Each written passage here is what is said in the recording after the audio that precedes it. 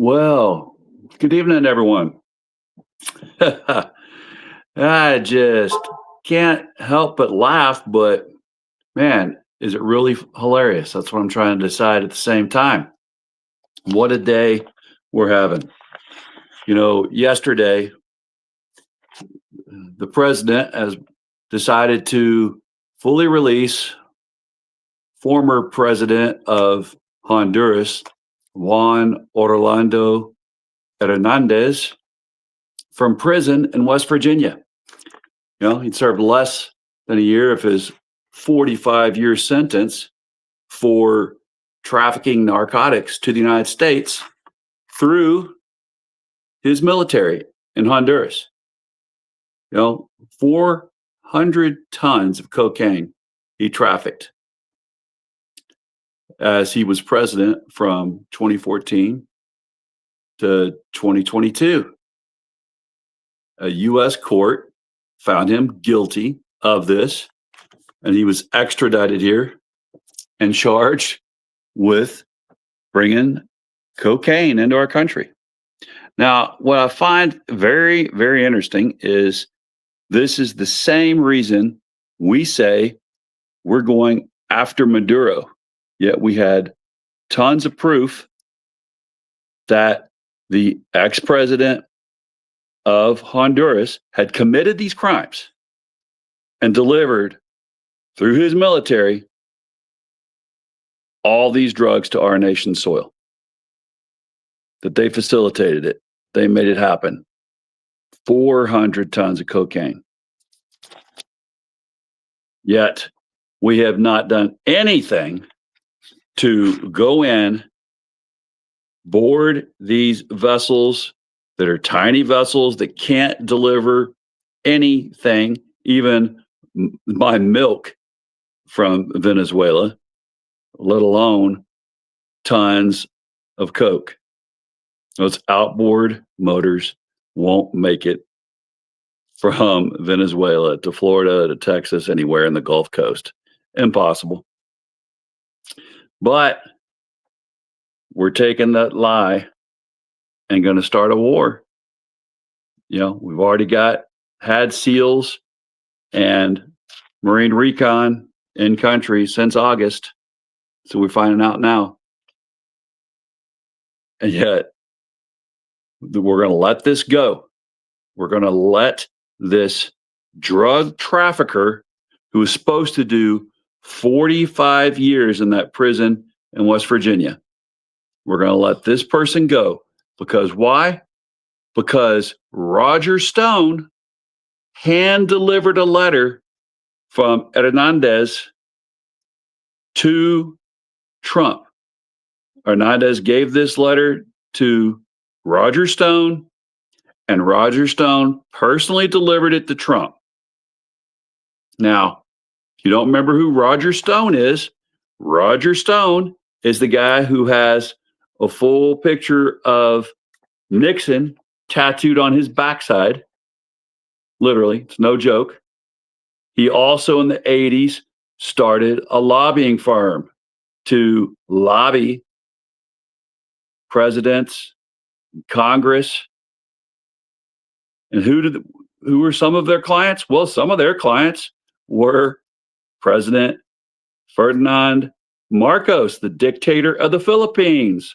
Also, Mobutu Seko, the dictator of Zaire.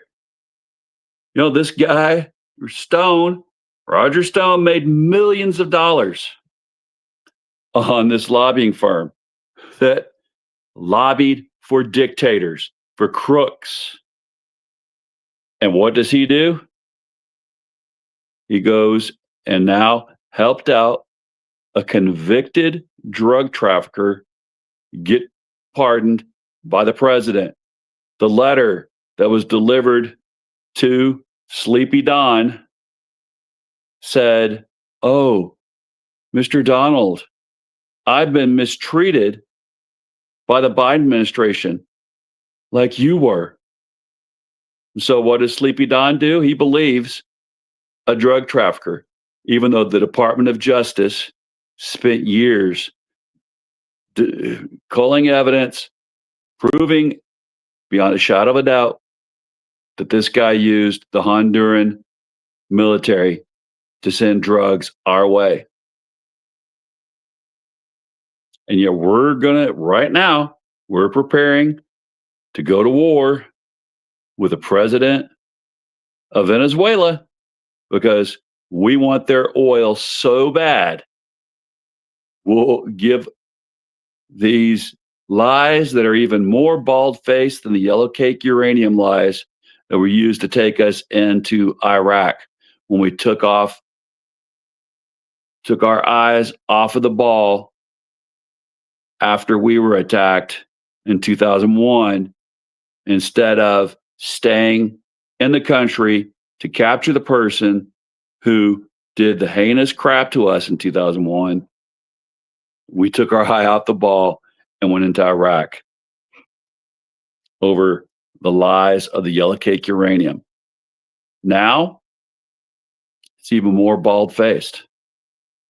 We want this oil, largest oil deposits in the world, and we want control of it. When I say we, I mean the oligarchs that run the oil industry in America.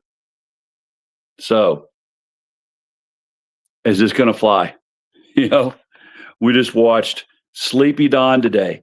He couldn't stay awake for his over 2-hour, almost 3-hour meeting with his cabinet. We watched his SSecretary of War, Kegs-Breath.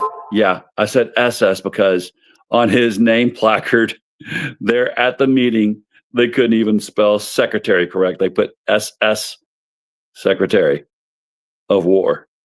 Wow. And their SS Secretary Kegs-Breath wants to thank President Trump for renaming the Department of Defense to the Department of War when the president doesn't even have the power to do that. That can only be done by Congress. So, but they put it on a placard, just misspelt it. What a joke. Then we see that the Secretary Vought is there doodling clouds and little mountains during this meeting that the president can't even stay awake for. His eyes were closed through almost all of the meeting. Then he'd wake up occasionally to ramble. And yet he has the awakeness to be aware enough to let off a drug dealer from Honduras. And no one is enraged yet. Heck, I'm enraged. My eggs haven't gotten any cheaper. See the hat? And everything else is going sky high. And yet we're going to go spend how much money now on a war in Venezuela? We're already wasting loads of money keeping our ships off the coast there, ready to invade, which is imminent. Yet, because of the lies that Kegs-Breath wants to put out today in front of the whole public, saying, oh, he had no idea that a double tap occurred. It really wasn't him. It was the fog of war. Fog of war. What, there were people pointing guns at you and shooting at you and you were shooting back from your office in D.C.? What kind of load of crap are we buying into? We are really going down a path that we can't come back from. Yet here in my county, in Hardin County, man, we need money for teachers to get paid better. We need money for our roads that we keep improving, and we need more improvements. We're doing a great job on these road improvements, but I still have road right near me, goes right by my house, that's torn up. I would love to see that repaired. I think everyone else would too. But no, instead, the feds would like to take us into a war in Venezuela so we can get more oil and do it on the pretext of saving our kids from first it was fentanyl. Then they realized no, fentanyl doesn't really come from Venezuela. So they had to make up it being cocaine when really cocaine is from Colombia, not Venezuela. Venezuela's got so much freaking oil, they don't need another racket.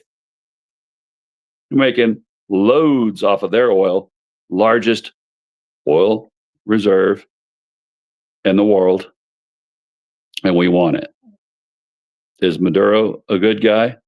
No, he's not. He's a dictator. He's just not the flavor of dictator that our president likes. He liked the flavor of dictator that Hernandez is, and that he demands that Honduras elect another one like him right now as they're having their election down there. He's demanding that Honduras elect another right-wing person like Hernandez and says if they don't, we're not going to give them any more aid. Wow, interesting. So I guess if you want to be treated like Argentina, you better do what our president says and elect someone that will give you us everything we want and we'll give you billions. Otherwise, your fate will be like Maduro. Come on, guys. Come on, people. We want and need better than this in our country. We need leaders who will stand up to dictatorships, no matter where they are, who will demand that our leaders be accountable for their actions. What did the president say today about the strike where they double tapped survivors that were clinging to remnants of the boat? Oh, I had no idea. That has nothing to do with me. I had no idea about this. Oh, that's a real good sign of great leadership. You're about to send a country into war and you have no idea what's going on as they lead up to it. I don't think that's going to hold in the end.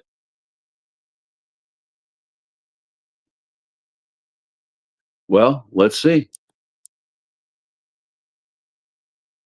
All right, y'all. Hopefully this week, the rest of it, you can stay warm. We've got a little snow here. Up in Louisville, they got even more than us. But hopefully you're warm and toasty. You've got all the leftovers you still need from Thanksgiving. And let's make it a great rest of the week. Let's demand more from the leaders than they're giving us now. All right. So have a great evening. Love your neighbor as yourself. We are a brother's keeper. We're a sister's keeper. God bless you, corazón. Have a great rest of the night.